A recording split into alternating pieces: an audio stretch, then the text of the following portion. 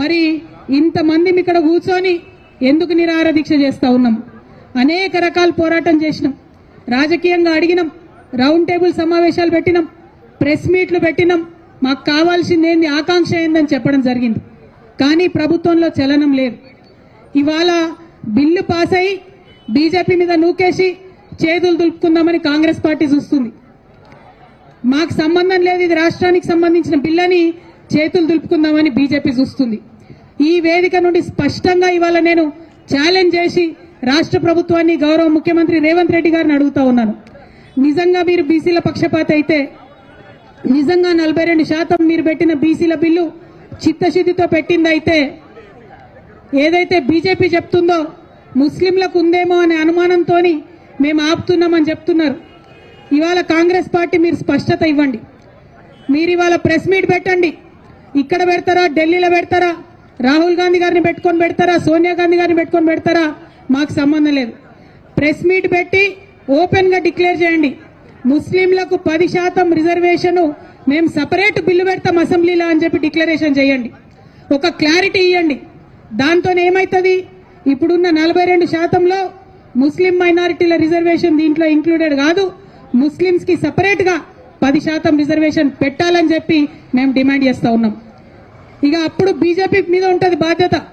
ఈ 42%లో ముస్లింస్ లేరనే విషయాన్ని Congress party clarity ఇవ్వాలి. ఒకవేళ ముస్లిం సోదరులకు ఉంటే ఆ విషయం కూడా క్లారిటీ ఇవ్వాలి. కానీ మీరు ఏ విషయం చెప్పకుండా మేము బిల్లు పాస్ చేసినాం, బీజేపీ వాళ్ళు సంతకాలు పెడతలేరని మోసం చేయొద్దని చెప్పి మాత్రం కాంగ్రెస్ పార్టీని మేము డిమాండ్ చేస్తా ఉన్నాం. మేము ఇక్కడ 72 గంటలు కూర్చుంటాం. ఈ 72 గంటల్లో మీరు ఢిల్లీలో రేపటి నుంచి మీ అగ్రనాయకులు కలుస్తా ఉన్నారు. ముఖ్యమంత్రి గారు నేను డిమాండ్ చేస్తా ఉన్నా, వాళ్ళ పర్మిషన్ తీసుకోండి. ఎందుకంటే ఢిల్లీలో పర్మిషన్ ఇవ్వండి, గల్లీలో వీళ్ళు కుర్చీలో కూడా కూర్చునే పరిస్థితి లేదు. కాబట్టి ఢిల్లీలో మీ అగ్రనాయకుల పర్మిషన్ తీసుకోండి. ఈ 42% బీసీలకు సపరేట్ గా పెట్టండి, 10% ముస్లింల కోసం సపరేట్ గా పెట్టండి. ఆ క్లారిటీ ఇవ్వండి, ఆ స్పష్టత ఇవ్వండి. ఆ తర్వాత బీజేపీ గనక సంతకం పెట్టకపోతే, గవర్నర్ గారు గనక సంతకం పెట్టకపోతే మేము ఈ దీక్ష ఇక్కడ కాదు, ఢిల్లీకి పోయి జంతర్ మంతర్ మీద అక్కడే చేస్తామని కూడా ఈ సందర్భంగా మీకు తెలియజేస్తా ఉన్నా.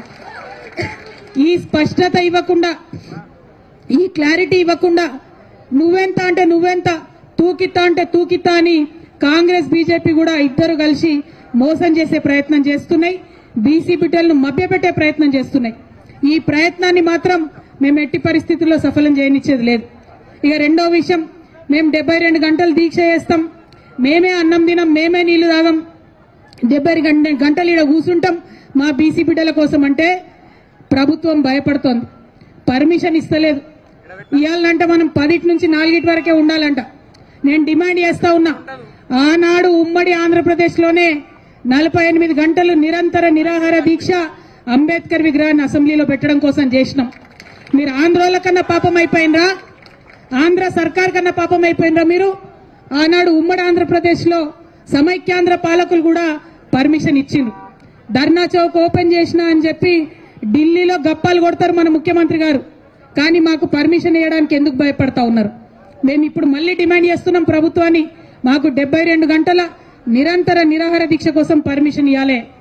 हम दिन में भी यहीं पे बैठेंगे, रात में भी यहीं पे बैठेंगे, लेकिन जिद नहीं छोड़ेंगे, पानी नहीं पिएंगे, खाना नहीं खाएंगे जब तक बीसी का बिल नहीं लाएंगे. మరి అందుకోసమే ప్రభుత్వాన్ని అడుగుతా ఉన్నాం, మీరు మంచి మాట కమన ఇవ్వండి, లేకపోతే ఆల్టర్నేట్ గా 12కి మేము కోర్టుకు కూడా పోతున్నాం. న్యాయస్థానం అన్నా మా న్యాయమైనటువంటి ఆకాంక్షకు మద్దతుగా నిలబడుతుందని చెప్పి మనస్ఫూర్తిగా మేము నమ్ముతా ఉన్నాం.